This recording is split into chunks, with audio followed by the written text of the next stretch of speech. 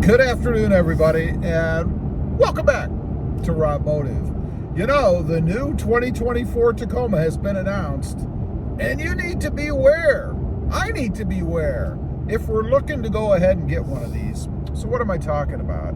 You know, this morning I was perusing the net, and I came across a post. Someone had said that they had spoken to a dealership, and they were looking to, I guess, put a deposit down or something. They wanted to order the 2024 Toyota Tacoma, the new redesign. So they contacted the dealer, and fortunately, they have this in writing for us to be able to see, right?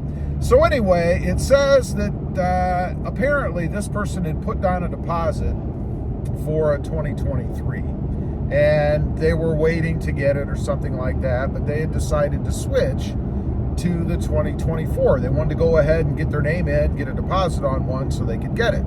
And the dealership said, well, we've got $500 of your hard-earned money. They didn't say it that way. But we need another $1,000, $1,500. And this person said, well, what do I get for $1,500? And they said, well, you get the privilege of being able to order a new Tacoma, not knowing availability, in other words, when they're going to have it, or what it's going to cost them. Just the ability to be able to place an order once the orders open up.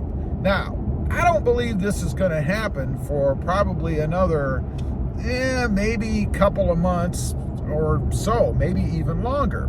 So what that means is that the dealership is going to have their money and anybody else that they can convince to go ahead and put down a deposit for the privilege of ordering the Tacoma.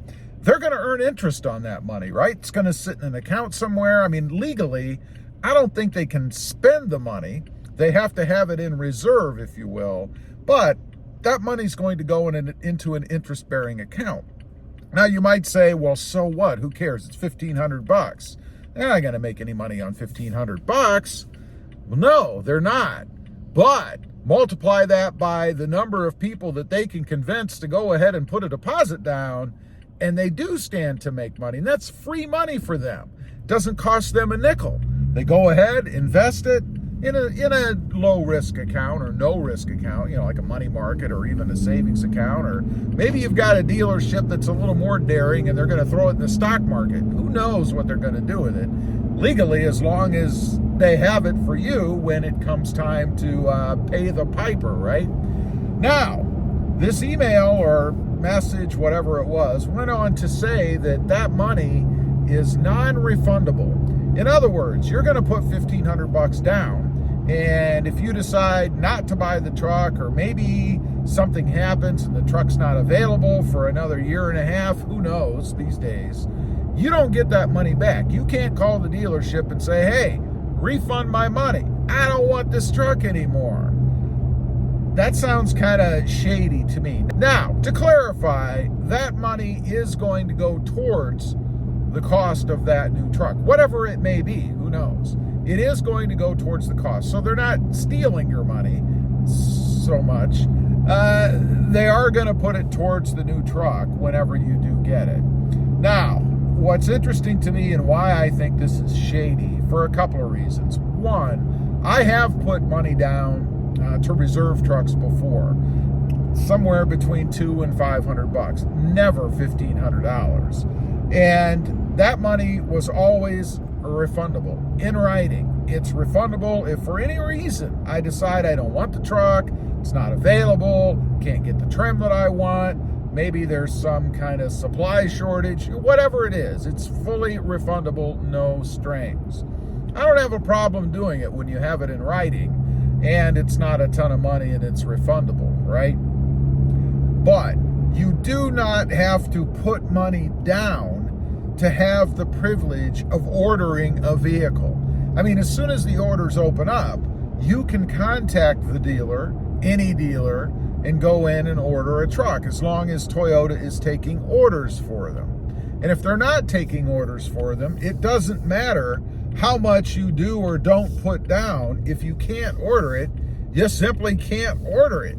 So you have to be aware of what's going on out there. Make sure that you're dealing with a dealer that's not a little bit shady, that they're not trying to take your money, make a little interest on the side for themselves to give you the privilege of ordering the new Toyota Tacoma.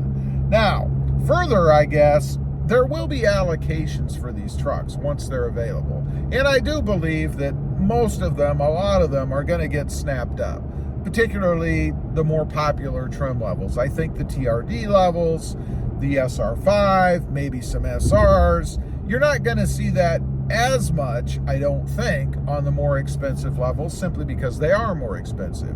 However, Toyota's not going to build as many. And they did mention something that I had seen. You're not going to be able to get the hybrid version until sometime late next year. And the two higher trim levels, which I find kind of strange in what I read, were stated that you're not going to be able to get those right away either. In other words, they're not going to build those right off the bat. If that's true, and I'm not sure that I believe that, then that's a bit of a departure from what Toyota usually does. Typically, they'll put out the pros and the higher trim levels first, because obviously they're going to make more money on those, and they've probably got people out there clamoring to get them. So this will be a little bit different if Toyota does follow, that recipe and not putting out the higher end. And when I say the higher end, I'm talking about the Trail Hunter and the TRD Pro. Those two supposedly are not going to be available right away. Again, take that with a grain of salt. I think I don't agree with that, but we shall see. So anyway, I'm kind of in that boat myself. I mean, I want the new Tacoma, and I am willing to put something down once I'm actually able to order it. But I'm certainly not going to put anything down just for the privilege of ordering it. I mean, I can go into the dealership and do that anytime as soon as it opens up.